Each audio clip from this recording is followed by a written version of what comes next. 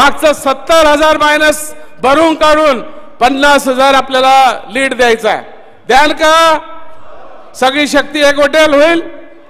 कोणत्या द्वेष नाही, मत्सर नाही, एकच की आदरणीय पवार साहेबांना ज्या पद्धतीनं देशाचा पंतप्रधान बोलतोय की एक भटकंती आत्मा 45 वर्षापासून भटकते.